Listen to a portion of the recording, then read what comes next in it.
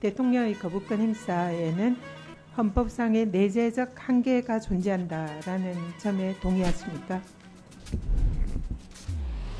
그렇죠? 충분히 공부하고 거기에 대한 지식이 있는 걸로 생각하는데 어떻게 생각하십니까? 그 부분에 대해서는 제가 구체적인 어떤 이제 검토를 한 다음에 거기에 대해서 좀 그건 검토할 사안이 드릴 수 아니고요. 그거는 직관적으로도 알 수 있는 일 아닌가요? 윤석열 대통령 이해충돌 거부권 제한법을 대표 발의합니다. 일단 당 지도부랑 상의를 하고 발의하신 법안인지가 좀 궁금하고 대통령이 이번 법안에 대해서도 거부권을 행사할 가능성이 있다고 보시나요? 대통령 거부권은 헌법에 규정되어 있는 대통령의 권리이지만 입법 부위에 대한 견제수단, 위헌적인 입법으로부터 헌법의 보호라는 거부권 제도의 목적, 그리고 헌법 제40조의 국회 중심 입법권, 그리고 권력 분립 등의 헌법의 기본 원리를 고려할 때에 대통령의 거부권 행사에는 헌법상의 내재적 한계가 존재한다라는 점에 동의하십니까? 교과서에 적혀 있는 일반론으로서는 동의를 할 수 있겠습니다. 동의를 하시죠. 네, 그러면 이 대통령의 법률안 거부권 행사에 있어서 가장 중요한 헌법상의 내재적 한계로 논의되는 원칙은 어떤 것이 있는지 혹시 아시는 것을 말씀 주시죠. 송스러운 말씀이지만 제가 그 부분에 대해서는 깊이 검토해보지 않아서 다음에 조금 더 검토하고 혹시 답변할 수 있는 기회가 있으면 그렇게 하도록 하겠습니다. 공직자들의 공적인 이런 행위에는 반드시 공익을 우선해서 추구해야 되고 사익은 자제하는 그런 공공성의 원칙 적용이 되죠. 그렇죠? 그러면은 이 대통령의 법률안 거부권에 대해서 헌법상의 내재적 한계로 학계에서 가장 중요하게 논의되는 것은 이해충돌 금지 원칙이다. 동의하십니까? 역시 이제 일반론으로서 그렇게 되어 있다라고 하면 일반론으로 그렇게 있다는 건 아시죠? 예. 윤석열 대통령이 자신과 가족 측근에 대한 법에 대해서 무더기로 지금 거부권 행사를 하고 있습니다. 여기에 대해서 헌법학자들 사이에는 헌법의 내재적 한계를 무시했다라는 지적들이 지금 제기가 되고 있습니다. 여기에 대해서 행정처장님께서 어떻게 생각하십니까? 제가 이 자리에서 적답할 만한 그런 사항은 아닌 것 같습니다. 법원 행정처장께서는 사법기관인 법원에서 그 행정을 담당하고 또 실제로 이런 그 재판을 하시는 이 판사님이시잖아요. 그러면 여기에 대해서 이런 헌법이나 법률 이론 그리고 대통령의 거부권의 내재적 한계에 대해서는 충분히 공부하고 거기에 대한 지식이 있는 걸로 생각하는데 어떻게 생각하십니까? 역시 이제 제가 구체적인 어떤 이제 지금 제가 상황에 묻는 대해서 거는 그냥 사적인 얘기가 아니고요. 이런 이론이 있느냐 이런 걸 지금 여쭙고 있거든요. 예, 조금 전에 일반론 부분에서는 말씀드린 이해충돌 바가 금지 같고요. 원칙이 예. 헌법상 내재적 한계라는 부분에 대해서는 그런 내용이 있다는 것은 동의하시죠? 교과서에 그렇게 적혀 있다라고 하면은 이제 그와 같은 부분은 일반론이 될 수는 있겠습니다. 지금 해병대 순직 사건의 경우에는 하루가 멀다 하고 대통령과 대통령실의 수사 외압 의혹이 제기가 되고 있고 모든 증거가 대통령실과 윤석열 대통령을 가리키고 있습니다. 그래서 이 부분에 대해서는 최혜병 특검법은 윤석열 대통령 본인이나 그 측근인 대통령실 고위관계자에 의한 압력으로 국방부가 일부 혐의자를 제외하려고 이첩을 막았는지 여부에 초점이 있는 살아있는 권력에 대한 특검법입니다.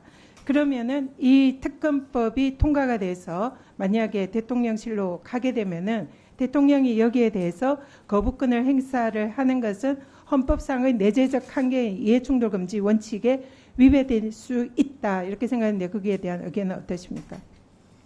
예, 역시 그 부분에 대해서는 제가 구체적인 어떤 이제 검토를 한 다음에 거기에 대해서 좀 이거는 검토할 사안이 드릴 수 아니고요. 있을 것 같습니다. 헌법상의 이론에 관해서 지금 질문을 하고 있는 거고요. 여기에 이 사안이 그 내재적 한계에 해당할 수 있는지를 여쭙고 있는 겁니다. 이거는 직관적으로도 알 수 있는 일 아닌가요? 답변하기가 곤란하신가요? 사법은 독립된 기관이고 거기에 대해서 어떻게 보면 최종적으로 판단을 내릴 기관입니다. 그래서 이 부분에 대해서 좀 처장님께서 그런 소극적인 태도를 보이시는 건 좀 실망스럽다는 말씀드리고요. 윤석열 대통령 배우자인 김건희 여사 특검법도 마찬가지로 윤석열 대통령의 사익과 공익이 충돌하는 대표적인 이해 충돌 사안으로 거부권이 자제될 필요가 있다. 가소를 할 수밖에 없어요. 전에 예, 역시 이제 말씀드린 것처럼 이 부분은 이제 특검법을 통해서 만약에 입법화된다고 하면은 구체적인 사건화가 될 부분이라 가지고 제가 이제 처장 지휘에서 거기에 대해서 지금 말씀드리는 것이 조금 적절치 않은 부분이 있다는 점만 양해를 좀 부탁드립니다. 처장이 아닌 법관으로서 법의 전문가로서 양심에 따른 연애는 어땠죠?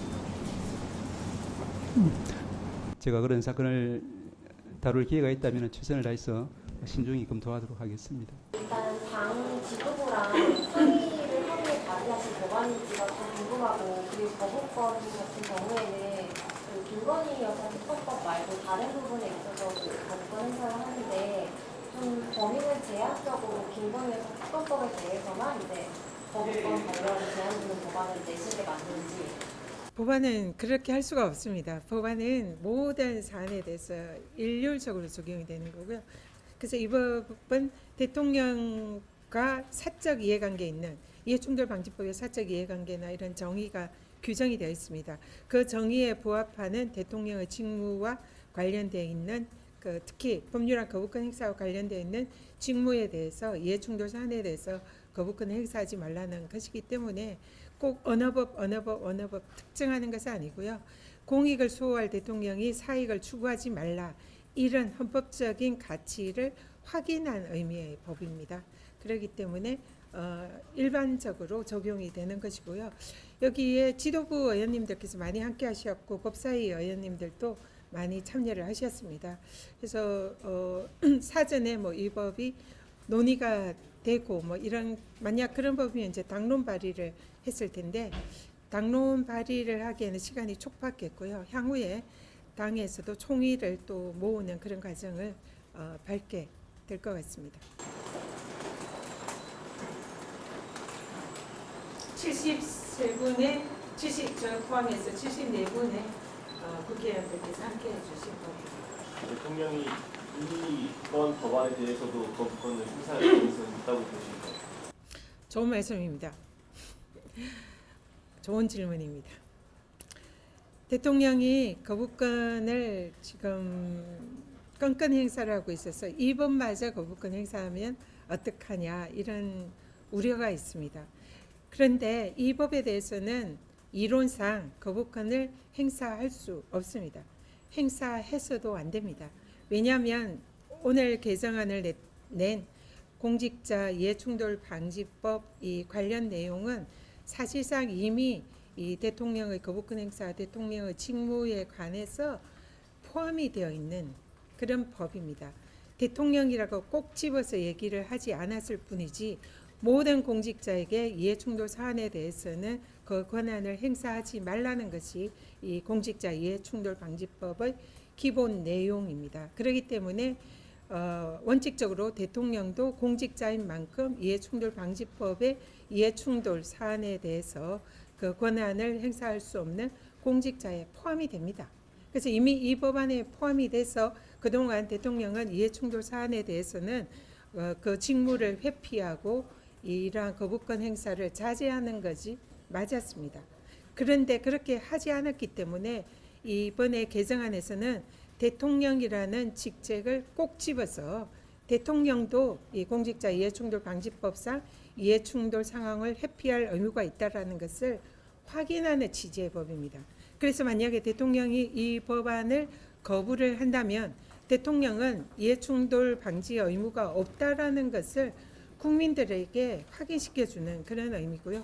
이는 헌법상 그리고 법률상의 기본적인 대통령의 이해충돌 방지 원칙과 헌법상의 공익을 수호할 책무를 저버린다는 것을 확인하는 의미가 될 것입니다. 그렇기 때문에 대통령은 절대로 이 법안을 거부권을 행사할 수도 없고 행사해서도 안 됩니다.